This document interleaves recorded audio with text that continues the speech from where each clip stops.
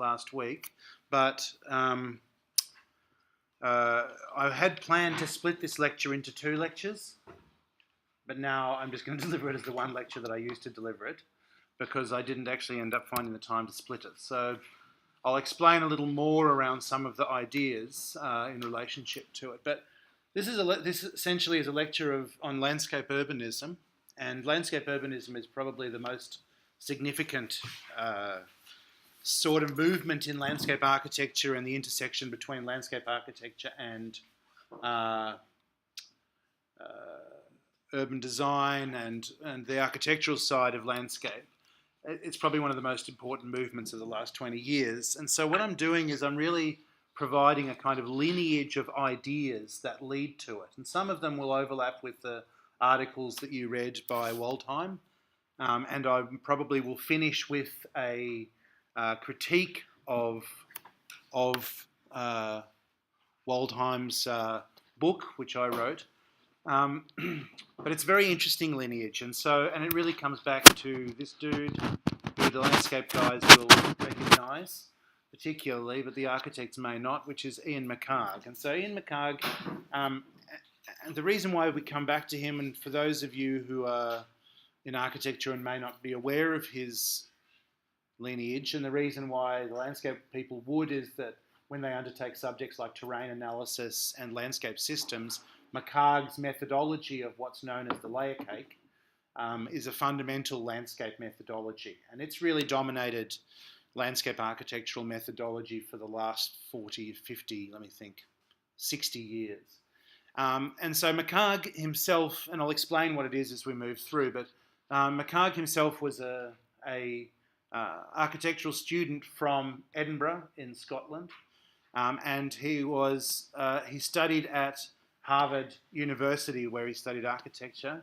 And so this, for example, is a younger McHarg, even though he's the kind of young guy who always looked like an old guy, with Gropius here. And so it's worth remembering that, that modernism went to America during the Second World War and before the Second World War and after, as a lot of people were who either disagreed with the dominant Nazi ideologies or were targeted because of their of being Jewish, or were shut down by the Nazis because the Nazis favoured something like classical realism as their house style for architecture. So the Bauhaus was starting, and obviously just as it was getting its sort of feet together, effectively it became unpopular and everyone emigrated. So Gropius emigrated and ended up at Harvard.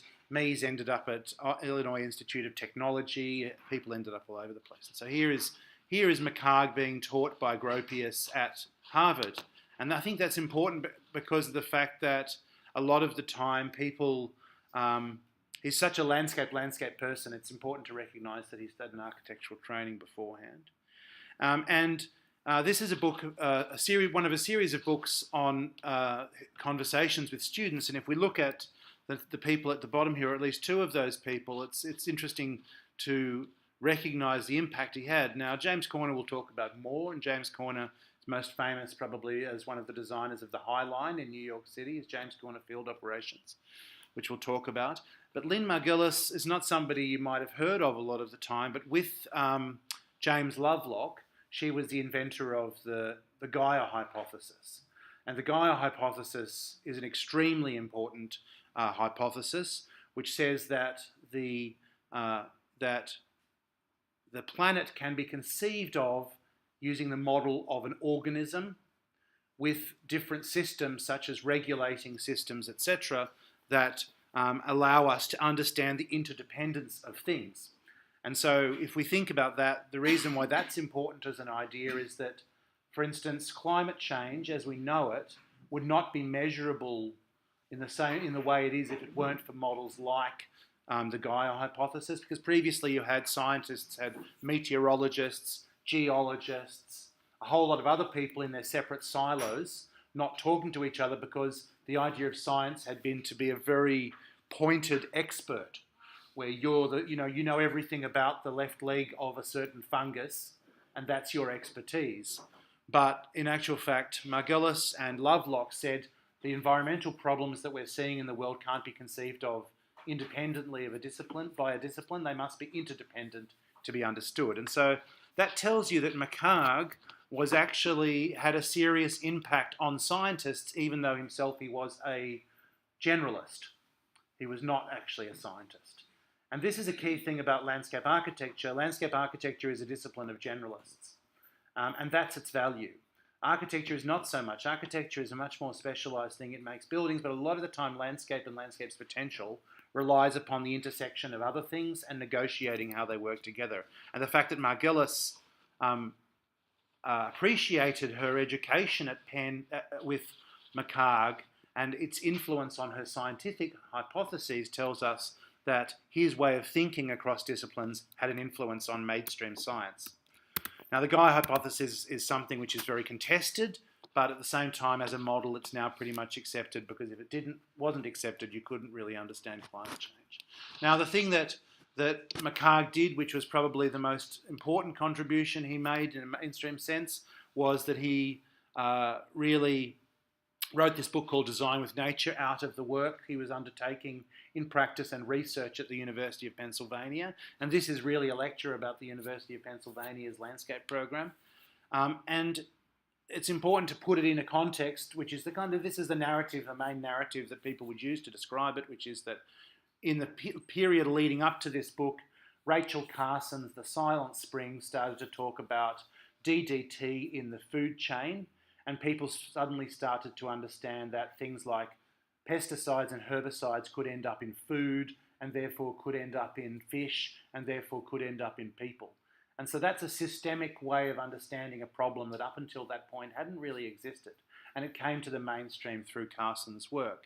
So in that context, in the environmental movement that was booming in this period, and it's important to see that this is 69, so this is the summer of love, this is the transition where in a way the explorations of the 70s became mainstream, the 60s became mainstreamed in the 70s.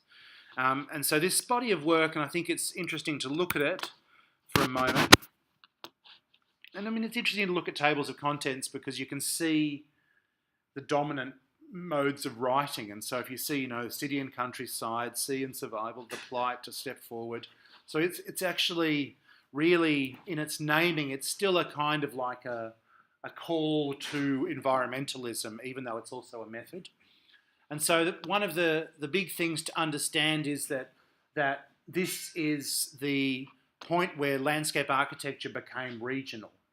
And so landscape architecture, previous to this period, if we think about the history of modernism, we had some interesting work happening in gardens that were happening through the transition of modernism into the mainstreaming of the residential garden and lifestyle, etc. But on the whole, at that stage, landscape was still a sort of thing about building contexts of various sorts.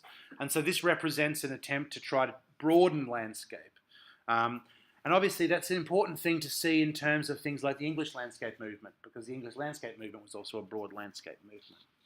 So anyway, if we look at what he did, and it's a really simple thing to show, and it's quite inherent now, but this idea of layering, which is the model I used of the layer cake, where you would have a layer of chocolate cake and then a layer of cream and a layer of this, where one you cut, and then when you cut the cake, you see the layers in section. That model that we now implicitly know through GIS actually emerged from an analog process, a physical mapping process. And if you go into the landscape studio, and I hope those drawings are still hanging there, do we still have the drawings by Barry Gasson hanging in the studio there? Yeah, in the cabinet. So they're an example of this process when it was hand-drawn, when it was an analog process. And so in a weird way, the way it works is by separating out a factor, and mostly it would always start with geology. And so again, this is a thing where for the non-landscape architecture people, we're always working in landscape units around the interrelationship between geology and hydrology, because geology degrades to soils through the interaction with meteorology and time and use. And then after that, all of the systems, because of gravity and because of microclimate, happen within catchments. And starting with the slope analysis is really important. And that you see the interaction between the slope analysis and agriculture, because we see that certain things can get cultivated in certain places due to grade. And so the first thing to notice is that this is also based on an idea of land suitability. So it assumes that what you're doing first is selecting a site or understanding a region, not working within the bounds of strict property ownership. It's something I make a big deal out of that other people don't make a big deal out of, because I think that the agency of property ownership affects a lot of landscape systems. And so obviously it's each of the layers themselves is separated out and considered, and then over time they are recombined, and as they're recombined they are made into maps that have criteria to evaluate them. And so effectively they're then, after being separated, recombined, and in the process of being recombined, what's discovered is and allocated is spaces where potential development can occur, spaces where there's premiums on construction costs due to slope.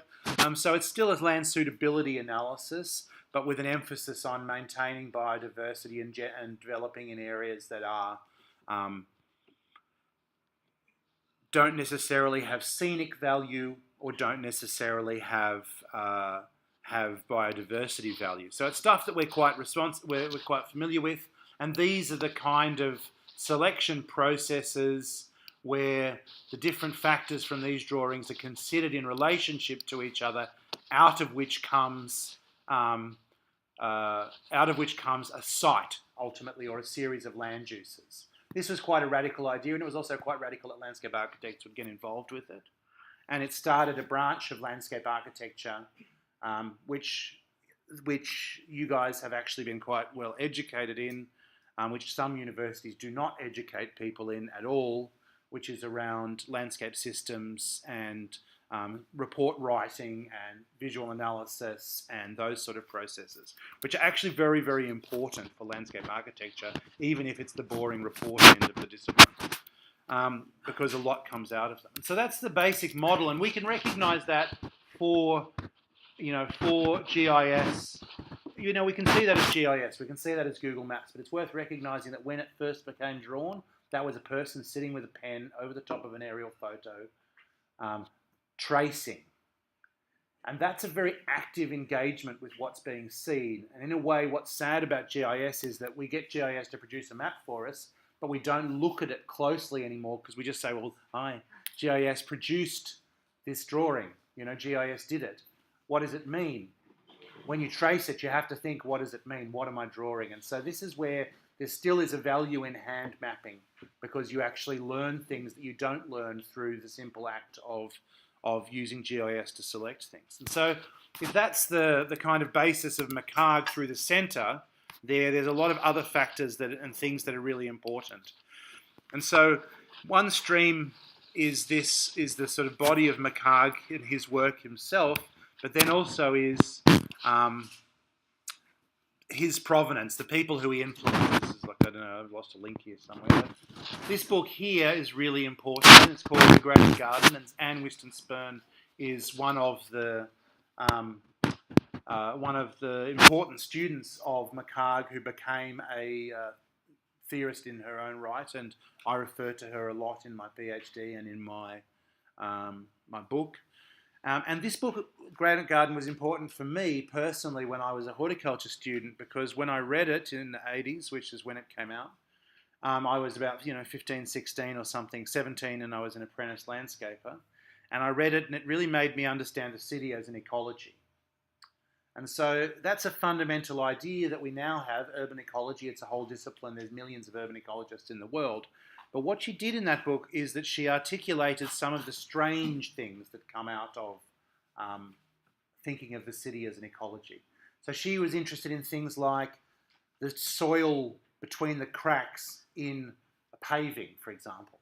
She would say that's an artificial soil profile that's happened through fine particulate blowing through bits of soil media coming through bits of cement. It's a bit like that thing we talked about, Seth Denison's taxonomy of urban soils. But she also did that for fauna. So she would talk about the species that were living in the American park. And she wasn't worried about whether it was indigenous or not indigenous. She was worried about it as a functioning ecology, and she said the city was. And so the reason why that was a kind of important iteration is this approach of McHarg's still fundamentally sought to demarcate a natural zone and a manipulated zone. The city was in the spaces left over after the natural systems. The city was not a natural system. Whereas by the time his students started to get to it, they started to look at the idea that the city is an ecological system. And so one of the other students or one of the other people in this lineage, and I can't properly say that there is a student, but I can speak of him in the lineage, is Richard Foreman. And Foreman's land mosaics was important because of the fact that, as you can see, the ecology of landscapes and regions, and in a way, Foreman reverses the process that McHarg goes on. So McHarg is mapping by tracing what's already there. In a way, what's happening is Foreman is then looking at the mappings to deduce principles. And so if we look at the table of contents, you can see some of these principles. And so you can see we're talking about landscapes and regions. And then ultimately we're starting to talk about things like patches. We're talking about things like corridors, mosaics. And so those are they're now the kind of basic organizational system that we understand landscapes on the basis of. And Clinton Hines, PhD, is going to be on patch matrix methods and how they can work in design, because at the moment they're still analytical. But we can talk here about, for example, patch size and number, boundaries and edges, patch shape, for example. And so if you can imagine that when we're talking about patches in McHarg's drawing, we're probably talking about these pieces. That's a patch. That's a corridor. That's a patch attached to a corridor. And in each of them, the shape has an enormous influence on how they operate. And so Foreman's reversing the mapping process and saying, what shape should the patch be? And I mean, a clear example of how it can impact something is if we use this idea of intact indigenous vegetation as an example, and I use examples that I'm familiar with from Australia. If we have a patch of remnant vegetation, and it might have the same area, might have an area like this. However, when its incidence, its shape might actually be more like that. Same area, but a longer, thinner shape. What happens is then that weed invasion occurs along the edge because every edge is exposed to invasion.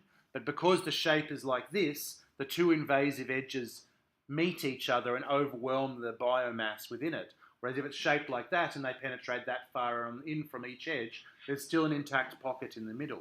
So shape has a huge influence on the biodiversity of the patch, but it also even other things within the edge of the patch are important. So that, for example, certain patches that have in certain habitats where vegetation arches over the edge, or where the edge is more filigreed, more imbricated and baroque, those patches and those edges can also have habitat characteristics as plants or animals like to hide in amongst the edges.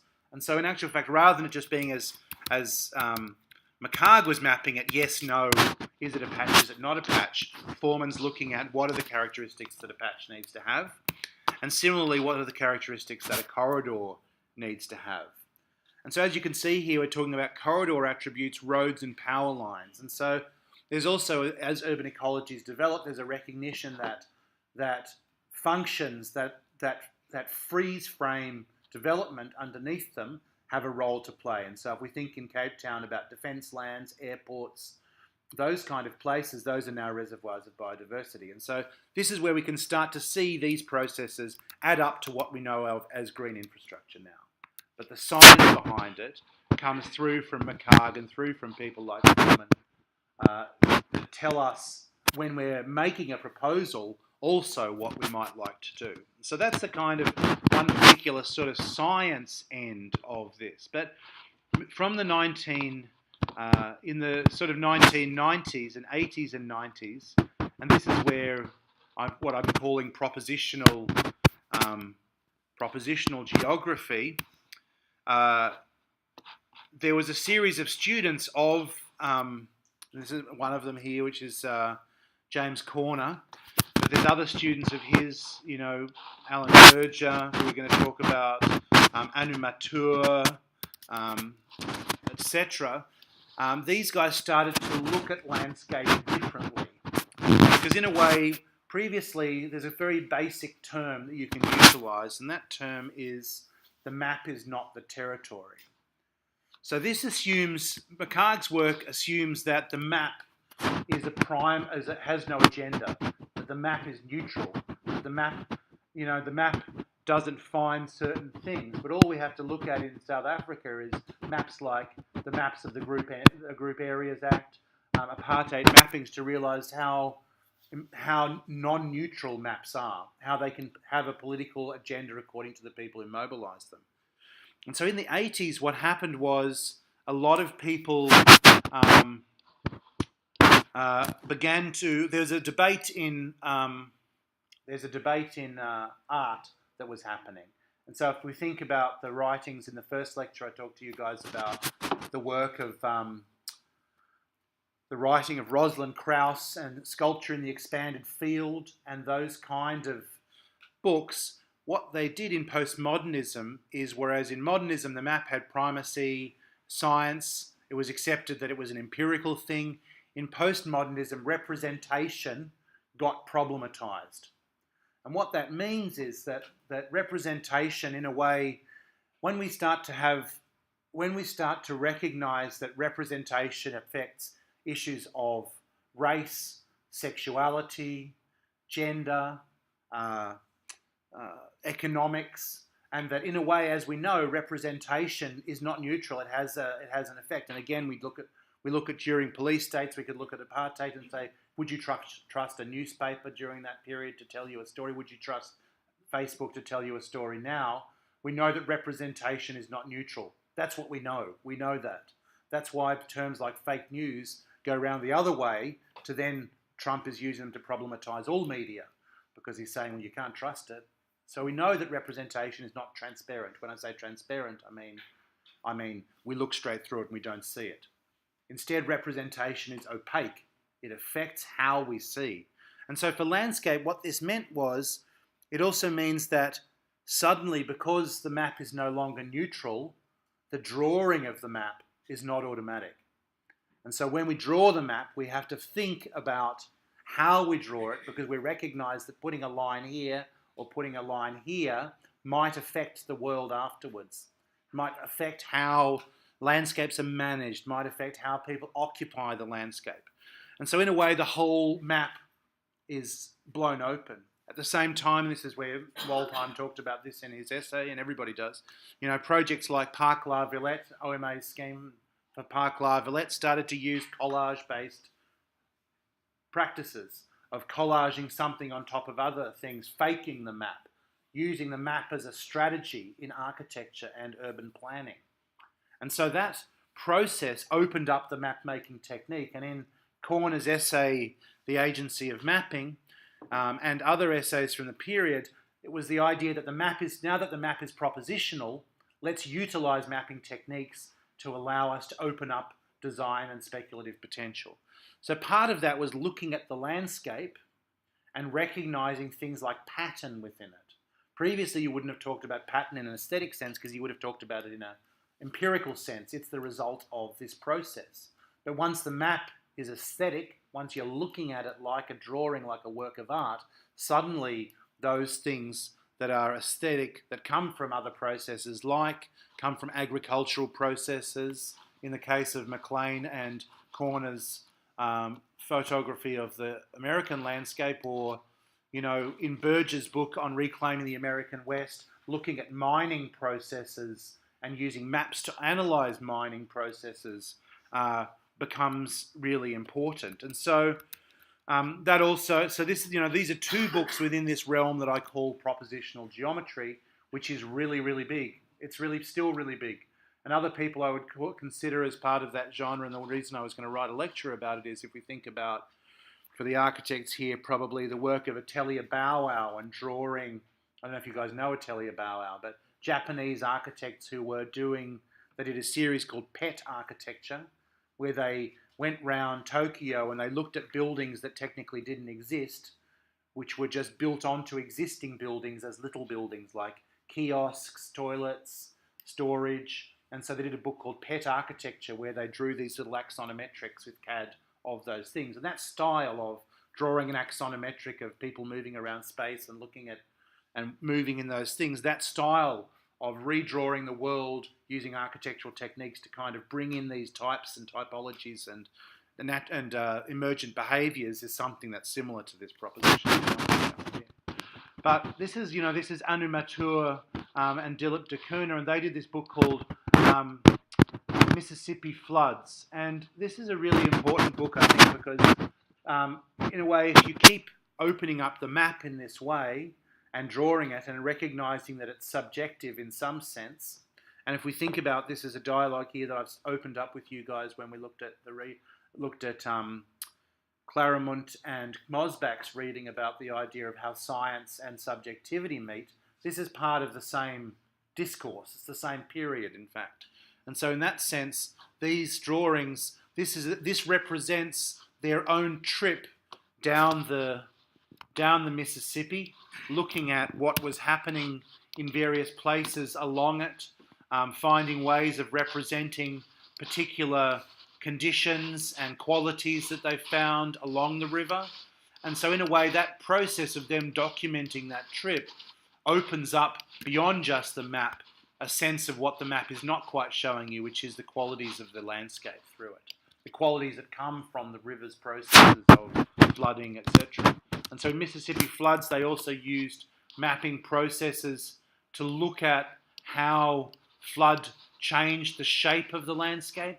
They used collage, they used painting, and even the reversal here of white on black is the thing of aestheticizing that mapping action.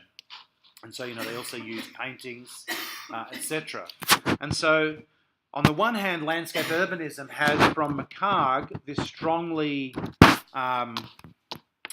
propositional, as I say, propositional geography is what I've called it. This strong thread of looking at the existing and mapping and understanding the existing. But then it has this other thread which in its propositions comes from a totally different direction. It's a kind of contradiction in the discipline to some extent, that it's in a way, the innovations within it are in the sphere of crossing between the arts and the sciences in how they reveal site information, but in their actual projects, they're demonstrating that they're working within architectural models of the avant-garde, basically. So they're working within the space of Koolhaas and Harvard and this sort of tradition. I mean, at the same time, if we talk about the other end of propositional geography, here's a piece of work from Barcelona, and so we also can see that part of propositional geography is also information, modelling of information, and there's a whole lot of key texts that are about the representation of information that are utilised in this thing, about trying to open up statistics to make them visible, crossing mapping techniques with advertising techniques, and these other ways to try to demonstrate the capabilities and the nature of the land. And I put that still within the frame of propositional geography. But if we look at, this is corner and corner. I mean, it's a competitive game, this whole avant-garde thing. And so as we know that field operations started as a business between Stan Allen, who was a kind of colleague of James Corner, and Stan Allen and James Corner were field operations. Then after Allen had left, Corner undertook a design competition with Diller and Scorfidio to do the high line, and partly as a trope to the fact that architects have always seized power through their understanding of media. In a way, James Corner had changed the name of the practice from field operations, which we should recognise that name, field operations, in relationship to ideas about object and field and those paradigms.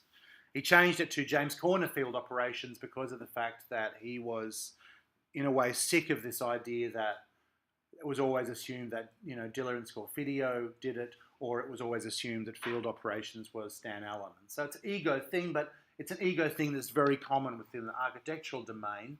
And so to some extent, Corner operating like that is about, in a way, working into that space. And as Winnie Mass liked to say at the time, which is,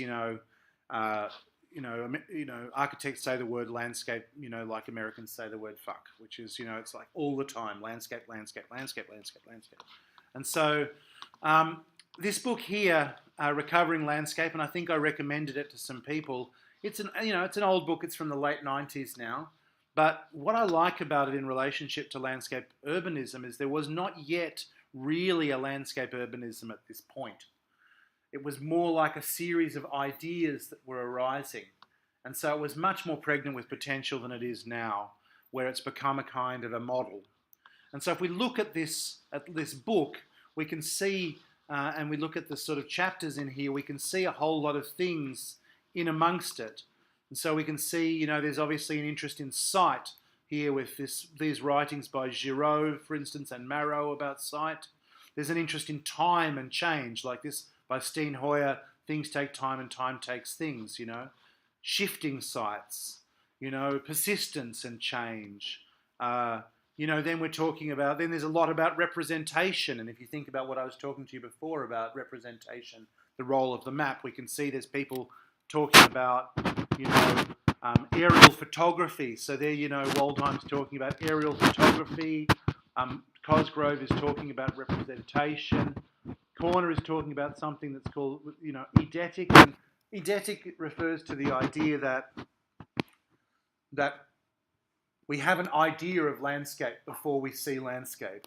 That there is a sense that we already have about landscape that comes from our experience, comes from idealized landscapes, such as, for instance, in the Western tradition about French or, English landscapes, etc. And so that the kind of role of memory in the landscape, and then finally this idea about urbanizing landscape. And we can see here, flip it, we have landscape urbanism, but in this section, we're really talking about changing ideas about what the urban landscape is, and that landscape is moving from the garden into the urban, and that's a condition. Now, we're in the global south. We know about urbanization to some extent, Cape Town less, but we know that the continent is urbanizing extremely quickly. And so those ideas about urbanism are really important. And in terms of those ideas, there's one particular essay which I've found to be very important in this area, which is this one called Programming the Urban Surface by Alex Wall. Now, Alex Wall worked for Koolhaas during the Park La Villette project, so he's got a really strong provenance in terms of coming through that thinking. And what Wall talks about is a really different sense of what landscape is. And so you can see some terms here that really, that come through here. And so, it said that, one of the key things here is a renewed interest in the instrumentality of design. Instrument would be a classic word, a classic landscape urbanism word. And so, instrumentality means, in a way, the sort of action of the landscape and the idea that the landscape can be a tool. And that speaking of the city as a functioning matrix of connective tissue that organises not only objects and spaces, but also dynamic processes that move through them, an active surface, structuring the conditions for new things. And they're talking about field. So if we look at this image here, we can see that the idea of an object in the field is now gone because of the fact that the landscape is now just a field of objects with very little hierarchy. so this is where he talks about, in part of that lack of hierarchy, as this idea of a planar characteristic of surface, and then things like the continuity of the surface and the diversity of a range of services. Now, this is we talked previously about the idea of from this project by West 8, of the idea of the surface of the land as an entirely artificial surface. And so landscape urbanism at its basis, because we've broken down ideas from here about the separation between the city and landscape, between nature and culture, we can then start to see that the landscape is inherently artificial because of the fact that even when we have natural spaces, we've allocated them somewhere. So even the natural spaces are artificial because they're only there because we've said they can stay. There's nowhere outside the field of Google. There's nowhere outside the agency of culture, and nature is only there because culture wants it to be there. And so this changes everything. So suddenly, when we're talking about the city here, we're talking about the planet as a kind of continuous urban surface. We're talking about it as an artificial surface. We're talking about it as a connected surface. And so analogies that come from people like Deleuze and Guattari, which are the idea of instead of there being a hierarchical something with an object like a tree, instead the model is always the bamboo, which is the rhizome. The rhizome is a continuous. There's no, in a bamboo crop, there's no one piece of bamboo which is the bamboo. What you've got is a dispersed condition. It's a rhizomatous condition. It's like the internet. So that metaphor is fundamental to landscape urbanism, which is that it's this instrumentality, it's this process of saying that everything's connected and thinking about everything in terms of systems. And the model for those systems, as I've said, the model for those systems comes from ecology. And so here's a diagram of a process this is a diagram from McGillis and from a Gaia hypothesis thing from Lovelock and McGillis. And I always use it as a demonstration to say that we can't use one discipline to be able to understand the climate or the planet, because we've got an interaction between meteorological systems and natural systems, because erosion processes that happen from rain, for example, create deposits into water, which then are affected, then consumed by organisms, which then basically through transfer into the atmosphere then facilitate rain. And so we're talking about natural systems operating across disciplines, and that's the model for the city, where we're talking about landscapes that are agglomerations of infrastructure, and that's why this is coming after landscape infrastructure, because they're agglomerations of sewer infrastructure, electrical infrastructure, social infrastructures, practices, ways of management, individual design projects, strange behaviours, all of those things crossing each other. It's why people like the situationalists in Paris become forward. It's almost like a performance. It's almost like an event continually with different timescales. And so one of the key terms that's come from that ecological conception is something around this idea of emergence. And so emergence, a lot of the time we're supposed to, or scientifically, there's an idea that you are supposed to go closer and closer and closer and closer into things to understand how they operate. That you get closer and closer to them to understand. It's atomistic. You try to go as far down to understand things. We go to chemistry, etc., etc. But instead, as we know from physics, and quantum physics changes all this stuff around, as we know there are observer effects, for example, where we know in quantum physics when you observe something, it changes the behavior of something. And similarly, we know that sometimes you can't understand all of the interactions at a local level, but there is an emergent order, almost fractal, that comes through at the upper scale. And so that emergent order is really an expression of those forces. And so, for example, this is a classic, and I don't think it works this way anymore, but in the kind of early digital days or pre-digital days, individual traders in the stock market wore vests of different colours to identify them from different trading companies. And so what you're looking at here as you start to see those interactions between the different colours is you're seeing an economic system. It's only a representation because we took a picture of it. Otherwise, it's just made up of individual trades, and this is Andreas Gursky, and this is individual trades that at an upper level form some sort of colour thing. If I took this into Photoshop and I started to threshold it, or I started to play with hue, we would be able to find trends in there. So in a way, this is a representation of an economic system. Now, changing everyone's vests is probably not going to change that system. So it's the emergent order from the fine-grained interactions. Similarly, we have situations like this, and this is a project by Westgate as well, where what they did is they created a mass of housing, a mass of monopoly houses, and they laid them on the ground, and they said to people, you design your city in this way. And so ultimately the city emerged through the process of organisation that these individuals undertook within that structure. And so that's another idea of emergent conditions.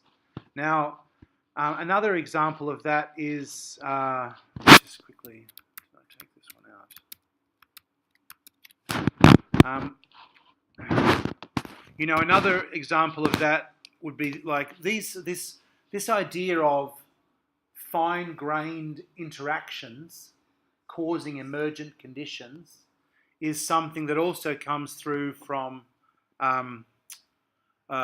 in something like this. So, for example, this here looks like it could be an excavation. It could be that somebody dug a hole here, for example. But in actual fact, it's a fine-grained series of meteorological wind forces reacting against this fence and this pole that created this emergent condition. But it wasn't scraped out by one individual wind. It was scraped out via a whole series of interacting small forces. But that's the emergent outcome from that.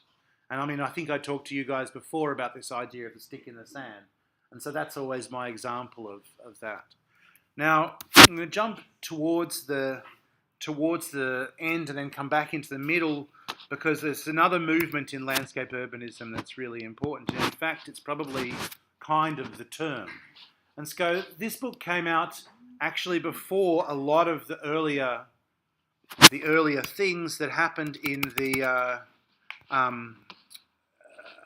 we?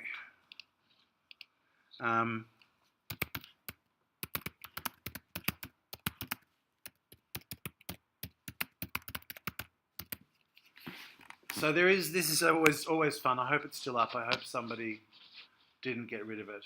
Oh yeah. So basically, what it is, anyway, so I'll come back to this one.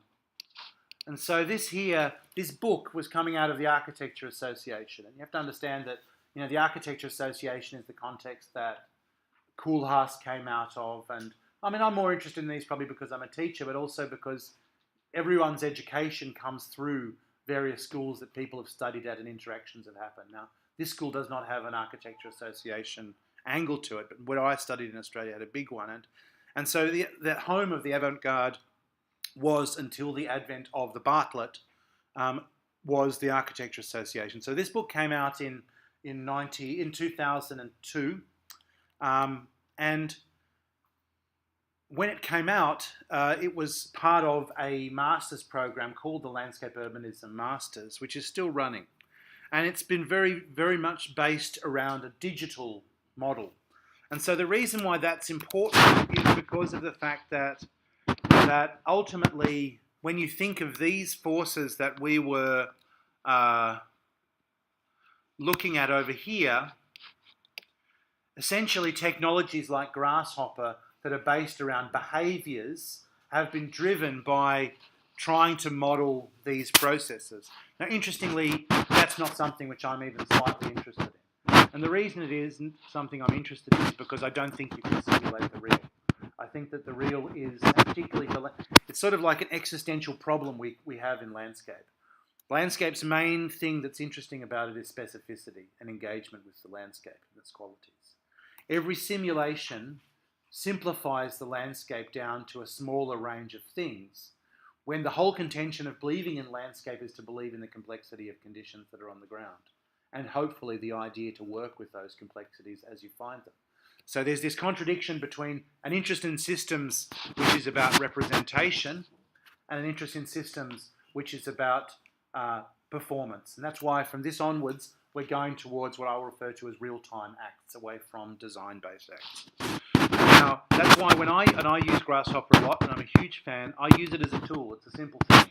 I use it to automate and to test within the design frame, not within the simulation frame. And so examples of the danger of landscape urbanism in terms of its methods, for example, are things like that. This is, for example, a way of representing through a simulation and some sensing, and sensing is the interesting end, a pedestrian system and its intensity at different times of the day. It's kind of like a graph. It's actually made through agents. It's a slightly different thing. But it's in a way, it's a representation of forces. Now, the danger with it is that when we represent something, it's not the same as engaging with it.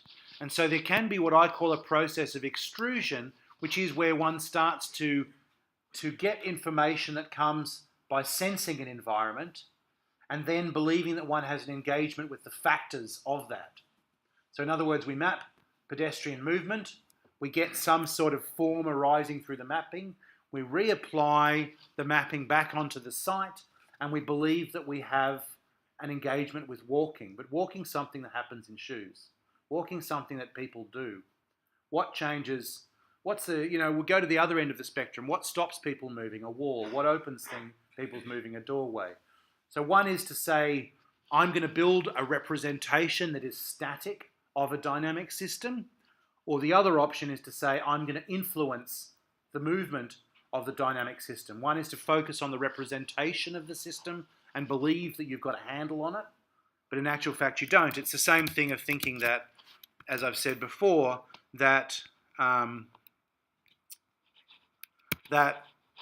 we think that, can we believe that just changing people's vests is going to change that interaction? Come on, give it to me. Give it to me. What's funny? Have I missed something? No. Is it related to the lecture? No. Okay, no problem. Okay, so if we change people's vests, are we actually changing the functioning of that? We're not. We're just changing their vests. But do those vests give us a reading of what the lower grain systems are?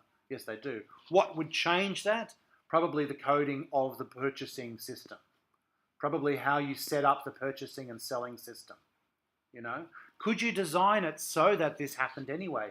Maybe you could have your phone, and your phone has a spatial relationship to the dynamic system, and therefore you could photograph people, but it's always about what's happening in the device. So this is an important point for landscape urbanism, because a lot of its points it makes around that. And I mean, another example, and even though this guy's a friend of mine, Edward Arroyo and Teresa Gali-Izard, who is a fantastic landscape architect, and this is actually an incredibly beautiful project, I think, in its own way. Ultimately, it generates from a series of mappings that come together and are pixelated to produce this design. Now, this is where we have an interesting point. What's wrong with that? Absolutely nothing. Absolutely nothing. Because I think you could choose to make a design out of whatever you want to make it out of, and ultimately it will come down to what is the design like. That's my point of view. And so when students are trapped, I will actually, not trapped, but blocked, I will encourage them to pursue this process. But when they explain the project, I'll get them to just talk about that. You have to evaluate the outcome not against the process, against the final performance of the design. But if it helps you produce an interesting design, great. Whatever helps you, you could find that you could attach a pen to your cat and produce an interesting design. And I wouldn't, but would the use of the cat justify the design? It might make a good little movie, but would it justify the design? No. But if the design was a good design, could you say that the cat helped you produce it? Yes, you could. So it's a kind of extreme example, but it's an important one, because I'm not disagreeing with the method. I'm disagreeing with the claim that when you represent a system, you've got power over the system. No, you don't. You just produce a drawing. And so a couple of main projects, you get that qualification. Now, this is where we go to what's happened to this thing. So here is the landscape urbanism bullshit generator, which is something which I'm very happy that somebody made. Let's make some bullshit. Enhance revelatory methodologies. Reconceptualize dendritic mosaics. Capture extensive ecologies. Maximize ephemeral functionalities. Deterritorialize seamless, undefined. Diagram generative interfaces. Mesh emergent nests. I mean, this is ultimately something that came out of this whole discourse. And this is produced by students who reckon that you could just turn up and say that stuff in a presentation and you could probably get away with it. And you could have. And so that's because they were evoking these systems. They were evoking emergent systems. I'm using words as well, networks. And so that sense of instrumentality, which is another favourite word, comes through this whole lineage because it's drawing upon science. It's drawing upon that language. So ultimately, what's interesting to me, and this turns it around a little bit, is that what started at this point, where we have modernism of science, the map is the territory. We go to the moments of postmodernism that open up and recognise the flawed status of modern knowledge and logocentrism and all that. And then suddenly, at the end of it, we're back where we started from, where the scientific, the digital, the mapped are all again have gained the dominance that they had when modernism was doing it. So landscape urbanism has turned right the way around. Instead, I'm like, whatever your cat does that produces you a good design, I'm interested in it. That's interesting. I like that landscape. But do I care about whether or not, you mapped how people move and you changed it? Like, yeah. If it works, great, and it does, so it's fine. And so, a couple of really important projects that show this split that happened at that time are from this competition called Downsview Park. And so Downsview Park was an incredibly important competition that happened at the cusp of landscape urbanism emerging. And they're interesting also, obviously, as everybody knows me, I'm a OMA guy. And so there's two schemes. The two schemes, or the winning scheme was this scheme compared to the other scheme, which was probably in the end more important, which was James Corner Field Operations scheme. Now, it was not at that stage James Corner Field Operations. It was Field Operations with Stan Allen and James Corner. Now, if we let's go to the winning scheme first. No, let's go to the Corner scheme first. And so in the Corner scheme, what's interesting is that we find a whole lot of things that come through from. No, that's Fresh Kills. Did I not put the corners? Let me just see if I put the corners before.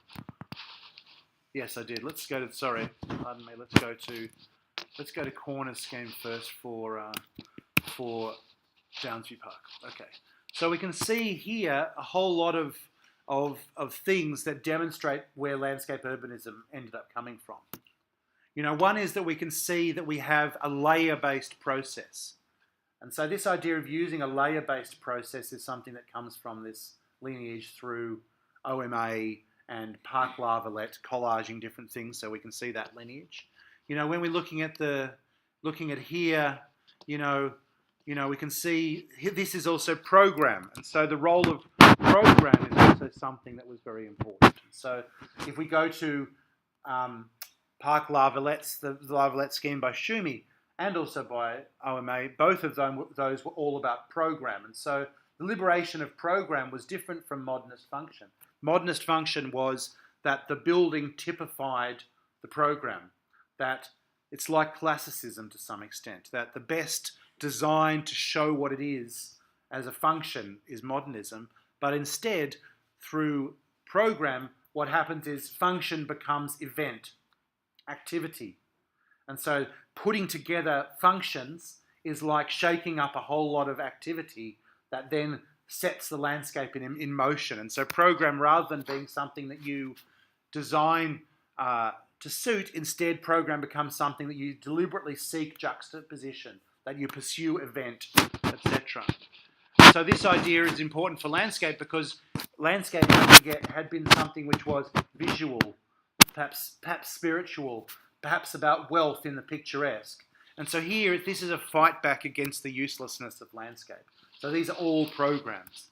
Now, when we start to look at the landscape, we notice some things that also come through. We can see the role of ecological infrastructure here. So we can start to see how things like topography are utilised to structure and set up ecologies. So we can see in these big bits of, I think the res is not so good. Ooh, yes. How do I, what is that? Oh no. How do I, oh no. Don't go. I'm coming back. And so, come on. Uh-oh, it's still there, isn't it? How do I get to it? Ah, yes. There you go. Thank you. So when we get in here, what you can see here is, if we think back to the topography lecture, you can see some things that were coming through from conceptual art to some extent about these big, here are these big graded ramp surfaces that go into the site here, and they create, between them, they create these seams where water is caught through here, and in the bottom of them they create these kind of grills or nests. We can also see the role of infrastructure, and so here is the path and the road going all the way through, facilitating program, and so the infrastructural idea about landscape. And the way these nests work are quite interesting, I think. And so in the nest, what you have is they all have the same configuration, which in a way is how water moves through them, but they have a different base depth. And so because water comes into them and there's different depth characteristics, different plants grow in different places in those little pockets, and therefore different species come through. So they look the same, but the change of sectional profile opens them up to be entirely different ecologies. So we're constructing ecologies utilising this. We can see here that also over time that there's also an idea that a project has a life and emergent characteristics, as you can see, emergence through adaptive management. All of these things are occurring and happening and synergizing, and plants and animals, etc., coming together to build the landscape. And so it's a kind of classic landscape urbanist proposal, and a very good one. It's not classic because they called it the landscape urbanist scheme, but I think it typifies a lot of the stuff that Corner was talking about. Let's compare it for a second to OMA's scheme. Now, OMA, and Koolhaas in particular, has always been, I would argue, primarily interested in culture. And so a lot of the time it's design culture or development culture or the culture of places that he visits, but also with a recognition, because of the journalism background that he was from originally perhaps, or also through an understanding of media. It's worth thinking, SMLXL is like 1,000+ page book, and the designer of that book was Bruce Mau, and so this competition is essentially OMA, Koolhaas and OMA, Bruce Mau, graphic designer, inside outside garden and curtain designer. Inside outside are a fantastic landscape artist. And so instead, what this scheme was about growing the park over time. And so rather than actually, rather than necessarily focusing on an overall master plan, instead the Tree City scheme focused on techniques on the ground. Labyrinths of paths that would happen through how people moved, the manipulation of the ground by putting in sacrificial crops, using agricultural, investing in the soil for the first year. So instead of saying, here's my master plan, they say, let's invest in growing media and encourage things to emerge through the way that people move across the site. So whereas so that the scheme is revealed as these are kind of ways of explaining the strategy as compared to as a series of these kind of dots. And so it is representational. It's utilising a kind of branding thing where the dot is the tree circle. And so there's a creation of all of these little forests that are all distributed around path systems that emerge over time, compared to this system, which is in a way build it up front and then hope that this happens. It's a very different sort of approach. Now, other schemes that were very famous from obviously this scheme was run by these guys, and a variant of it is being built. Clinton hopefully is going to sort of visit that and talk a bit more about what happened on that site to understand what happened with the competition. But corner and field operations went on to produce lots of other projects, including Fresh Kills Park, which was obviously a rubbish tip. And so there's a series of operations about utilising infrastructure, topography, nested systems, again, as per previous. And so again, we have this sort of timed approach, whereas the first scheme had these nests that were cut in via water. This time we have these sort of plantations on the hillside, each operating again differently in relationship to that system. Big moves in terms of topography, although it's a much bigger scaled site. Landscape urbanism by this point has now become something that James Corner would not associate himself with landscape urbanism, even though the work comes that way. And by this point now, landscape urbanism has become a thing. Waldheim has become the major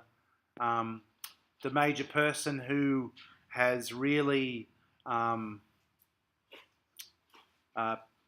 propagandized, you could say, landscape urbanism. We see some overlapping writers from the first volume, Christophe Giraud.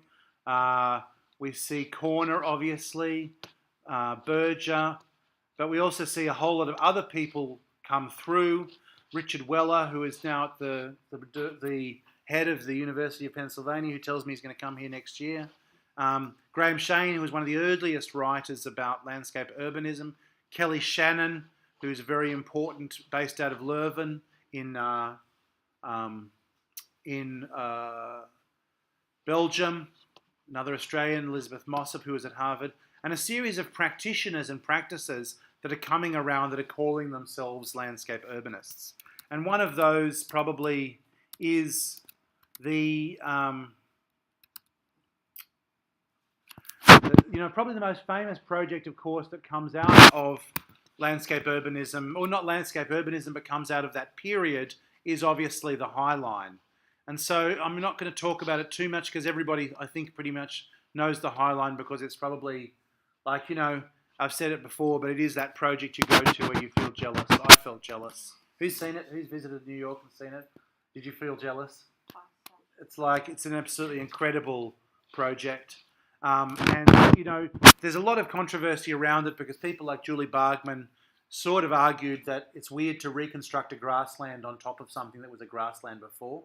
It was already had ecology on it.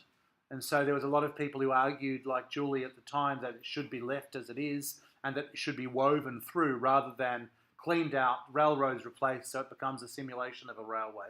But I think that's a bit bitter because it actually is an amazing thing. But what we see, and I think it's important to recognise a few things here that are telling. I always come back to this edge. I mean, I think it's amazing. It's also extremely dangerous. But if you think about one of the key conundrums of landscape urbanism as an approach, and the reason that I have these arguments with it is around simulation and change. And so one thing that's interesting is that when we want something to change, we have to be able to understand that there needs to be an edge of flexibility to it. Systems systems sort of digress when faced with edges that they can't negotiate with. And so how do you make an edge that is both an edge and is also fuzzy, in a sense, fuzzy for natural systems? And I think that this detail for me is the first time I'd seen something where I thought, I kind of get this. On the one hand, it's a firm edge between the garden bed or the zone of change and the zone of no change, which is that you need this surface to be consistent to perform its function. But then on the other hand, these rivulets within it allow for plants to move into that surface. And for me, that was a real moment when I went, this is a problem that I have thought about and my students have thought about in Design Studio for a long time. In a way, how do you keep change and keep dynamism within the expectations we have of what a built landscape is? Now, by the time this project is delivered, of course, where landscape is now a huge multidisciplinary operation. And so this project, obviously Pete Udolf, the planting designer from the Dutch Wave, was involved in the planting for this. And so with it is also a recognition that landscape architecture has become a bit denatured. Landscape architects are no longer experts in plants. Somehow landscape architects are kind of systems people. And so there's that weird sense that as landscape became regionally focused, urban ecologically focused, system focused, there was less and less of an interest in, or less and less of an aptitude in the core values of landscape. That said, if you could get Peter Udolf to do it, why wouldn't you? I mean, it's one of the most extraordinary planting designers ever. And so obviously one of the other issues with this project, and it's not an issue as much as it's, I stayed there in winter, and so these are some of the photographs I took there in winter. It's a very different place in winter. I stayed in the Standard Hotel here, which I gave a review to, and I called the Substandard Hotel. And it got, I was decided I was going to slam it, and I slammed it so hard I had the guy begging to take down the review. And anyway, I probably shouldn't have been so hard because it's one of the key attractions in New York. But I'm sure it wouldn't make any difference what I said. I mean, Anyway, but I was unkind. I feel bad, but it's an amazing project, and I think it typifies that period. But I'm not going to talk about it much more. We know about it. But again, it's infrastructural, it's landscape systems based, it's catalytic and negatively catalytic. Like there's a lot of writing about what it's doing to the meatpacking district. So it's a massive gentrifying force beyond gentrifying. It's turned this into Chanel is there, like everyone is right there. And so it's great in terms of an idea of New York, in terms of getting an area that was low real estate value into high real estate value. And it is a public space, so you have to say it is a place that everyone can go to. But the actual influence around it has, in a way, moved a lot of people around as well. Now, one of the practices that is quite important for landscape urbanism is this practice, which is Stoss landscape urbanism. And Stoss, again, students of James Corner, also now teaching at Harvard. And so what happened is that the AA nexus from the Architecture Association, notably Mohsen Mostafavi, who was the head of there, moved to Harvard, became the dean at Harvard, brought Waldheim in, and then Harvard now is very much a landscape urbanist place, and Stoss is also teaching there. But what we do see, and I think it's really interesting work, in Projective Ecologies, which is one of the books by Stoss, is really fantastic. We're starting to see here, reasons why a landscape urbanist practice is really relevant. And so here we have, for example, an understanding of this city, Wisconsin. Have you been here? Josh, have you been here? Josh? No. But, and so, this is a clear indication of where we're talking about sea level rise. So we've got a number of different flooding points here. And so what the scheme is doing in the section, you can see how it's negotiating between ways of trying to deal with potential high tide or flood impacts or sea level rise impacts against the edge. It's creating this zone where water is moved in that sort of flow between the two places, and that deck is then treated as a kind of multifunctional kind of zone. And so here you should be able to see resemblances to West State's work at Schoberg Plain, where you don't necessarily have a seat anymore. You have something that's partially a seat. It's partly an embankment. You should see the resemblance here to Foreign Office Architects Yokohama Port Terminal. And so you can see how these different movements that we've been talking about have converged here, where function has started to become ambiguous because we're interested in program. We're interested in the idea that one landscape can have multiple ways of using, that the landscape is a site for events, that it's a piece of infrastructure that serves a ecological function and a preventative function in the city, etc. It's urban, it's celebrating its urban context, it's not trying to naturalize it, it's not trying to camouflage it, it's about its urban context, it's embracing that context. And so you can see a whole lot of those attitudes of what we might call a landscape urbanist approach. Similarly, for those of you who might have been around at the UIA conference in Barcelona, not Barcelona, that's the one I went to in 1997, no. This one was in, the one in Durban. Did anyone go to that one? Yes. And so, DL Land Studio, Susanna Drake came and presented her work there.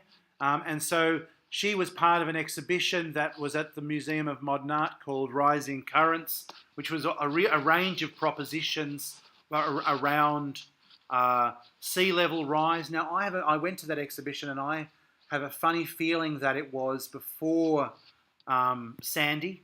And so obviously New York was profoundly affected by those catastrophic events. And I think that in a way, a lot is here, which is about trying to find ways to deal with the city. Now, don't forget that we're in a dynamic situation. If we go to Amsterdam here and we go to the Netherlands, as we talked about in the Netherlands, there's this contradiction between wanting to keep the water out and wanting to keep to recognise that the water is in.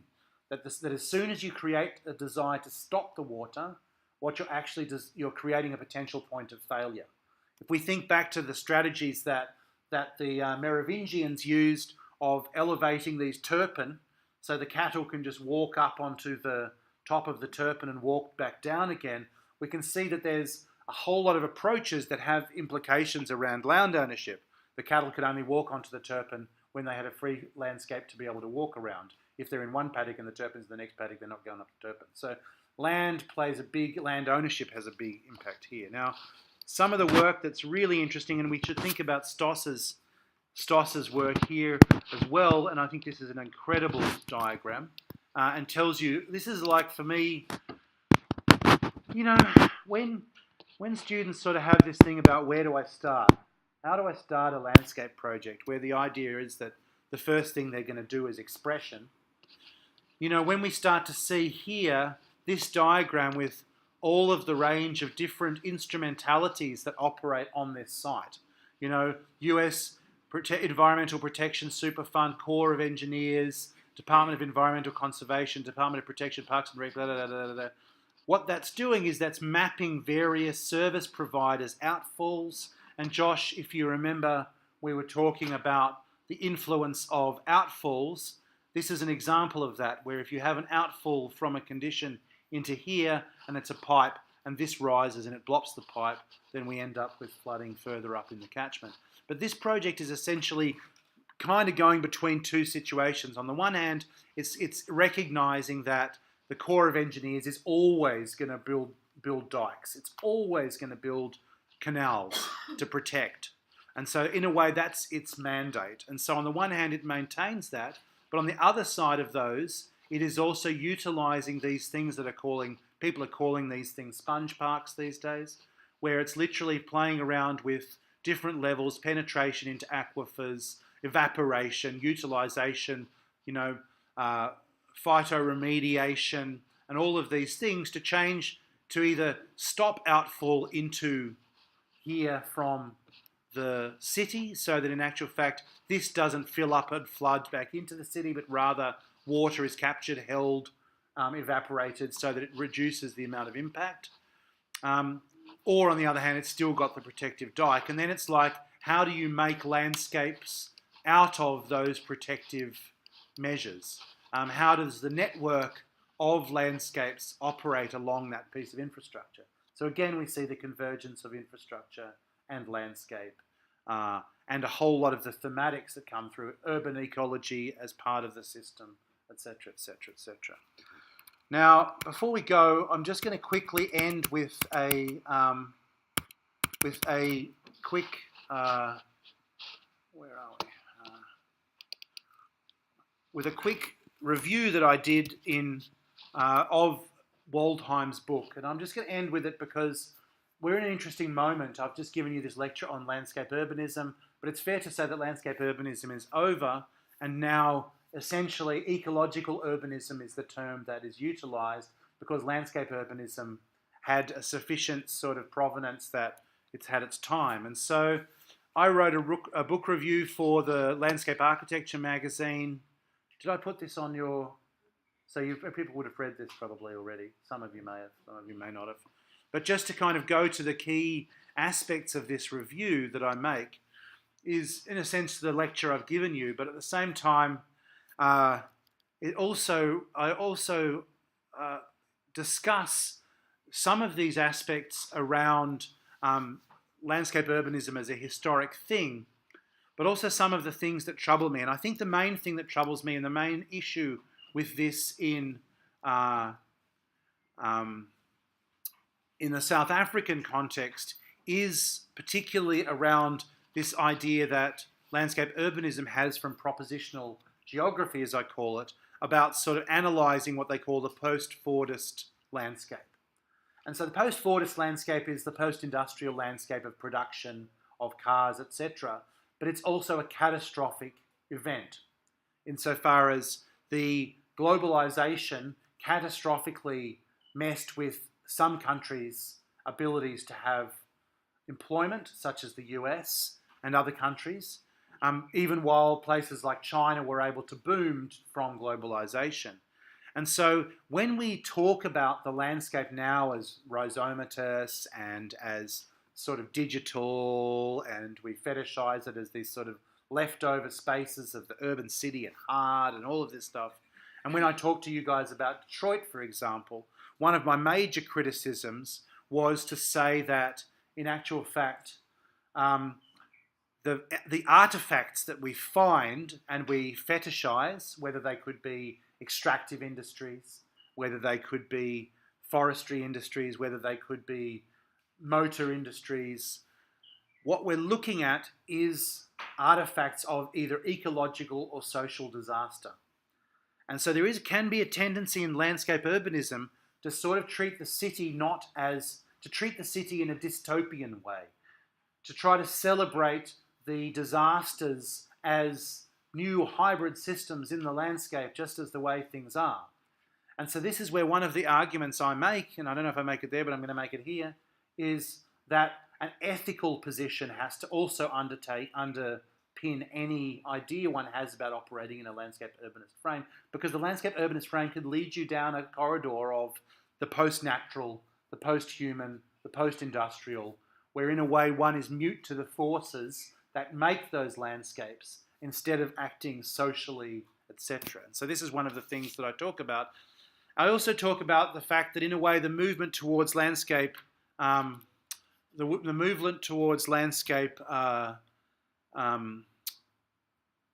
ecological urbanism is also a rejection of landscape. And this is one of the points we end up in, which is a sort of odd one, which is that in a weird way, as we saw from the writing by, what's his name? The guy who was with Corner, Stan Allen, his book on landform building. In actual fact, there is a kind of sense that the landscape is now being sort of a sense of the landscape as a synesthetic, visual, experiential entity is being downplayed to its instrumentality, which in a sense is why at least with the term landscape, we maintain a sense that the landscape is still also a visual space, an experiential space, a space of meaning, a space of memory, a space of looking. And instead we move towards a space where it's simply a scientific space of phenomena and those kind of things. And I'm kind of arguing more for a move back towards landscape architecture, but building upon a kind of landscape urbanist lineage, which has been really important for landscape architecture.